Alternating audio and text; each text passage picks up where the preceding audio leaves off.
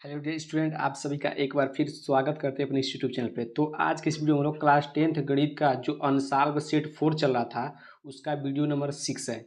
इसके पीछे मैंने आपको सेट 4 का 5 लेक्चर करा दिया है। यदि अभी तक आपने उस वीडियो को नहीं देखा है तो वीडियो को जाकर जरूर देख लीजिए, चैनल में उसका प्लेलिस्ट बना हुआ है। हम सभी प्रश्नों को एक कदम आराम से कर रहे हैं। मैंने इसके पीछे आपको तीन सेट को पूरी तरह से करा दिया है, सेट 1, सेट 2, सेट 3। चैनल में प्लेलिस्ट है, जाकर एक एक वीडियो को आराम से देखिए और अच्छा नंबर लाइए। यदि आप 2024 में जो आपका 7 सेट बना हुआ था, आप उसको अच्छे से कर लेते हैं सातों सेट को, तो आपको मैथ में 90+ लाना मिल सकता है, क्योंकि ये सभी क्वेश्चन रिपीट होंगे। और 2025 के लिए मोस्ट इंपोर्टेंट ये 2024 का सातों सेट है। तो आप सभी सेट को लगा लीजिए। मैंने ऑलरेडी करा दिया है, चौथा सेट ये चल रहा है, बाकी पाँचवा छठवां सातवां मैं जल्दी करा दूंगा। और मैं आपको बता दूं कि इस चैनल के माध्यम से आपको सभी सब्जेक्ट की तैयारी एकदम कराई जा रही है। तो आप जाकर उन सभी वीडियो को देख लीजिए, सभी चैप्टर का मोस्ट इंपोर्टेंट क्वेश्चन चल रहा है। ठीक है, तो यदि आप मेरी वीडियो को पहली बार देख रहे हैं तो वीडियो को लाइक कीजिएगा और चैनल को सब्सक्राइब जरूर कीजिएगा बाबू। चलिए वीडियो को स्टार्ट करते हैं और हम आपको बताते हैं। मैंने आपको 20 विकल्प प्रश्न करा दिया था, 21 का टोटल करा दिया था, 22 का जो चल रहा था मैंने 22 में मैंने ग तक करा दिया था, यहाँ तक करा दिया था। ठीक है, यहाँ तक मैंने कंप्लीट करा दिया है, वीडियो जाकर देख सकते हैं। इसमें कोई कोई आपको 5 ही खंड करना है। ठीक है, इसमें क्या कहा है ना, किन्हीं पाँच को क्या करिए, यहाँ पर किन्हीं 5 भागों को हल कीजिए। जिसमें मैंने 3 करा दिया था, मैं और कोई 2 करा देता हूँ जो इम्पोर्टेंट है आपके लिए। ठीक है, तो मैं आपको ये वाला और ये वाला दोनों करा देता है, मोस्ट इम्पोर्टेंट दोनों क्वेश्चन है। बारंबारता वाला है, माध्यक निकालने को आएगा ही आएगा एग्जाम में। ठीक है, उसके बाद प्रायिकता का चैप्टर, इन दोनों को मैं कराता हूँ। ये उतना इंपॉर्टेंट नहीं है, शायद इसको अब हम छोड़ देते हैं। ठीक है, तो चलिए मैं आपको कराता हूँ। अंगन और प्रश्न करा है कि निम्नलिखित बारंबारता सारणी के माध्य ज्ञात कीजिए। एकदम आराम से बताएंगे, कोई भी तकलीफ नहीं होगा। चलिए मैं इसको थोड़ा साइड करता हूँ। ठीक है, आप बस ध्यान से देखते जाइएगा। ठीक है, कैसे माध्यक निकालते हैं, आज के बाद आपको माध्यक में कोई दिक्कत नहीं होगा। ठीक है, सबसे पहले आपको क्या करना है, इस तरह का जब भी माध्यक आएगा तो आपको इस तरह का खाना बना लेना है। ठीक है, 3।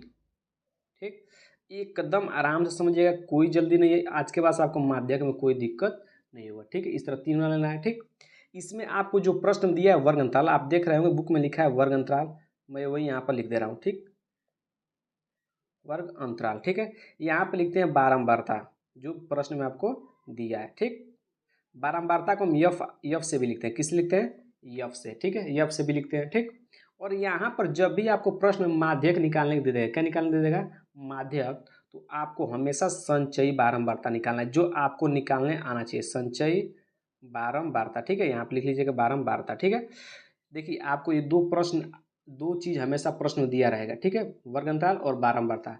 आपको संचयी बारंबारता आपको निकालना पड़ेगा। ये कैसे निकालना अभी मैं बता दूंगा, इससे आसान कुछ हो नहीं सकता है। ठीक है, चलिए सबसे पहले जो दिया उसको लिख लिया। वर्ग अंतराल दिया 15 से 20, कहाँ से दिया है, 15 से 20, 20 से 25, 25 से 30, 30 से 35, 35 से 40। ठीक, 40 से 45 और 45 से 50। ठीक, ये आपको दिया है। ठीक है, इसको थोड़ा आगे बढ़ा लेते हैं। ठीक, इतना हो गया। ठीक है, अब क्या कीजिएगा, अब बारंबारता क्या दिया, 15 से 20 कितना दिया है, 14।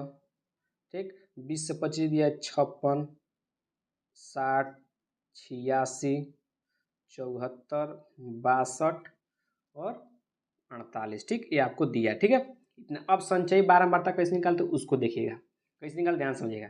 कुछ नहीं करते, पहला जो पद होता है, जो संचयी बारंबारता निकाल, जो पहला जो पद होता है इसको सेम टू सेम आप लिख देते हैं। पहला को हमेशा 14 का 14 लिखे। ठीक है, अब क्या करते हैं, अब अगला जो निकालना होता है, क्या करते हैं, इसको जोड़ते हैं। पहला को हमेशा सेम लिखते हैं, बाकी इसमें क्या करते हैं, इसके अगला वाला जस्ट जोड़ते हैं, जोड़कर इसके सामने लिख दीजिए, जोड़कर इसके सामने लिख दीजिए। ठीक ना, देखिए इसको यहाँ पर जोड़िए और जस्ट इसके सामने लिख दीजिए। ठीक ना, तो देखिए जोड़ेंगे कितना हो जाएगा, ये हो जाएगा 60, 60, 10, 70, ये हो जाएगा 70, 70 हो जाएगा।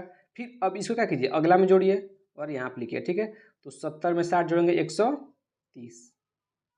ठीक, ये हो जाएगा। फिर इसको क्या कीजिए, अगले इसमें जोड़िए, यहाँ पे लिखिए, तो जोड़ेंगे कितना हो जाएगा, यहाँ पर जोड़ के लिखिए आप लोग, बताइए कितना होगा। जब इसको इसमें जब 130 को 86 में जोड़ेंगे तो आपका आएगा 216। फिर आप इसको इसमें जोड़िए, यहाँ पे लिखिए। तो 216 में जब 74 जोड़ेंगे तो आपका आएगा कितना, 290। फिर आप इसको क्या कीजिए, इसमें जोड़िए और यहाँ पे लिखिए, ठीक है। 290 में जब आप 62 जोड़ेंगे तो आपका आएगा 352। और जब आप इसको इसमें जोड़ेंगे और यहाँ पे लिखेंगे तो कितना आएगा, 400। कुछ किया नहीं, इतना आसान है। संचयी बारंबारता निकालने के लिए पहला पद को हमेशा सेम लिखते हैं, बाकी अगला में ऐड करते हैं उसके सामने लिखते हैं, फिर अगला में ऐड करते हैं उसके सामने लिखते हैं, अगला में ऐड करते हैं उसके सामने लिखते हैं, ठीक है। इस तरह आप निकाल लिए होंगे, ठीक है। अब आपको माध्यक का सूत्र याद होना चाहिए। माध्यक का सूत्र क्या होता है, ध्यान समझिएगा। माध्यक का सूत्र होता है बाबू, यल प्लस बड़ा छोटा कोष्टक में n/2 माइनस माइनस क्या लिखना है, माइनस सी एफ क्या है, इसी को बोलते हैं संचयी बारंबारता, बटा यफ क्या है यहाँ पर, बारंबारता है जो इसमें मिलेगा, ठीक है ना, इंटू यच क्या है, इनके बीच का गैप है, ठीक है। ये कितना, इनके बीच का गैप कितना है, 5 का गैप है ना, तो वो यच है, ठीक है। बस आपको अब क्या करना, ध्यान समझिएगा। सबसे पहले आप n/2 निकालिए। n/2 क्या होता है, जो ये वाला अंतिम पद होता है ना, इसी को बोलते हैं मियन। बारंबारता को जोड़ेंगे, जब इसको भी जोड़ेंगे तो आपको कितना मिलेगा, 400 ही मिलेगा, ठीक है। देखिए संचयी बारंबारता का अंतिम पद और ये वाला पद दोनों हमेशा बराबर मिलते हैं, ठीक है। तो चाहे इसको n बोलिए चाहे इसको n बोलिए, ठीक है। तो n/2 जब निकालेंगे तो कितना आएगा, 200 आएगा ना, क्योंकि n का मान 400 में 200 भाग देंगे तो 200 आ जाएगा। अब देखिए इसमें किसके अंदर 200 छुपा है, 130 के अंदर 200 छुपा है या 216 के अंदर 2 छुपा है, तो कहीं ना कहीं 216 के अंदर ही क्या है, 200 छुपा है, ठीक है। इसको क्या कीजिएगा आप लोग, डाबा में इस तरह बंद कर लेना है, बस खेल खत्म हो गया। जैसे आपने डाबा बंद किया तो ये वाला जो डाबा बंद है इसको बोलते हैं यल, क्या बोलते हैं, यल। इनके बीच का अंतर कितना है, इनका बीच का अंतर कितना है, 5 का, ठीक है। तो यश बराबर कितना हो गया, 5, ठीक। इसको देखिए, इसको बोलते हैं यफ, इसको क्या बोलते हैं, यफ, क्योंकि यफ इसको बोलते हैं। आई इसको बोलते हैं संचयी बारंबारता ना, तो संचयी बारंबारता में जो डाबा में बंद रहता है उसके ऊपर लोग बोलते हैं सी एफ, ठीक। सब मान मिल गया, बस आप रख दीजिए उसमें। यल का मान कितना मिला है, यल का मान आपको मिला है 30 प्लस n/2 का मान हो गया 200 माइनस सी एफ का मान, सी एफ क्या 130 बटा यफ का मान कितना दिया है, यफ का मान आपको दिया है 86 इंटू यच का मान 5, ठीक हो गया। बस अब इसको सॉल्व करिए, आंसर आपको मिल जाएगा। एकदम आसान प्रश्न है, ठीक ना। जब घटाएंगे तो आएगा 70, ठीक, और यहाँ पर हो जाएगा 86 इंटू 5, ठीक है। अब इसको आप सॉल्व कर लीजिए, 30 प्लस, ठीक है, इसको देखिए कितना होगा, ठीक है, देखिए कितना होगा। जब आप इसको 70 में 5 से गुणा कराएंगे और जब 86 से भाग देंगे तो आपका आएगा 4.06, ठीक है। आप खुद कर लीजिएगा, इसके और में के ऊपर गुणा कराइएगा और 86 से भाग कर दीजिएगा तो इतना आ जाएगा, और बस आप जोड़ दीजिए तो हो जाएगा 34.06। ये अब क्या हो जाएगा, आंसर हो जाएगा, ठीक है। कितना आसान था, कोई मुश्किल नहीं था बाबू। आपको प्रश्न में वर्ग अंतराल और बारंबारता देगा ही देगा, ठीक है, देगा। उसके बाद आपको बस संचयी बारंबारता निकालने आना चाहिए। कैसे निकालते हैं, पहला पद को हमेशा सेम रखिए, उसमें क्या कीजिए, अगला जोड़िए यहाँ पे लिखिए, फिर अगला जोड़िए यहाँ पे लिखिए, अगला जोड़िए यहाँ पे लिखिए, अगला जोड़िए यहाँ पे लिखिए, अगला जोड़िए यहाँ पे लिखिए, ठीक है। अब आपका सूत्र पता होना चाहिए n/2। जब तक आपको n/2 नहीं पता चलेगा तब तक खेल खत्म नहीं होगा। तो क्या कीजिएगा, इसको जोड़ने पर जो मिलता है उसको n बोलते हैं, या संचयी बारंबारता का जो अंतिम पद होता है उसको n बोलते हैं। n/2 निकालिए, n/2 निकालने के बाद जितना भी आएगा उसमें देखिएगा कि ये संचयी बारंबारता में किसके अंदर आ रहा है, तो कहीं ना कहीं 216 का अंदर ही तो 200 छुपा है, तो इसको हमने डाबा में बंद कर लिया टोटल। अब इसमें जो ये वाला होता है इसको हमेशा यल बोलते हैं, इनके बीच का जो अंतर होता है 35 में 30 जाए यच, इसको यच बोलते हैं। बारंबारता लिखते हैं यफ से, क्योंकि यफ भी चाहिए, तो जो डाबा में बंद रहता है इसमें उसको यफ बोलते हैं। जो डाबा में बंद रहता है उसके जस्ट ऊपर वाला को बोलते हैं संचयी बारंबारता, तो उसको सी एफ ले लिए, रखा मान हमने, पुट किया, आंसर आपका आ गया। आशा करते हैं कि आपको ये प्रश्न एकदम अच्छा समझ में आएगा, कोई दिक्कत नहीं होगा, ठीक है। भले टाइम लगा लेकिन आप इसको अच्छे से समझ लीजिएगा, ये मोस्ट इंपोर्टेंट क्वेश्चन है, आपके एग्जाम में देखने को जरूर मिलेगा, ठीक है। चलिए इस तरह हम अगला प्रश्न कर लेते हैं। अगला प्रश्न कह रहा है 4 नंबर कि एक पासे को एक बार फेंका जाता है। पासा क्या होता है, जो आप घर पर खेलते हैं लूडो छक्का वाला, उसको बोलते हैं पासा, ठीक है ना। निम्नलिखित को प्राप्त करने की प्रायिकता ज्ञात कीजिए। एक अभाज्य संख्या 2 और 6 के बीच स्थित कोई संख्या। मोस्ट इंपोर्टेंट क्वेश्चन है, ध्यान समझिएगा, ध्यान समझिए। जैसे मान लीजिए आपने इस तरह का देखा होगा, आप खेले भी होंगे, ठीक। इस तरह क्या होता है, एक सांप सीढ़ी का गिट्टा होता है जिसको हम पासा बोलते हैं, ठीक, जिस पर 6 तक अंक लिखा रहता है, ठीक। अब कह रहा है कि जब इसको हम फेंकेंगे, यस यस मतलब सैंपल स्पेस, मतलब जब आप एक पासा को जब फेंकेंगे तो आपको क्या क्या मिल सकता है, या तो 1 मिलेगा, या 2 मिलेगा या 3 मिलेगा या 4 मिलेगा या 5 मिलेगा या 6 मिलेगा, 7 मिलेगा? बिल्कुल नहीं मिलेगा, क्योंकि पासा में 7 होता ही नहीं है। ठीक है, तो जब आप एक पासा को फेंकते हैं तो आपका सैंपल स्पेस मतलब क्या क्या आ सकता है उसको बोलते हैं सैंपल स्पेस। तो इन 6 में से कोई एक आ सकता है। ठीक, अब आपसे पूछ रहा है, पहला क्या पूछ रहा है, पहले आपसे पूछ रहा है कि एक अभाज्य संख्या आने की प्रायिकता, अभाज्य संख्या कुछ मत कीजिए, प्रायिकता निकालने का क्या होता है कि जो पूछेगा उसकी संख्या ऊपर और जितना टोटल संख्या है उसको नीचे रखना है। तो अभाज्य संख्या पूछा है, तो इसको बताइए अभाज्य संख्या कौन कौन है।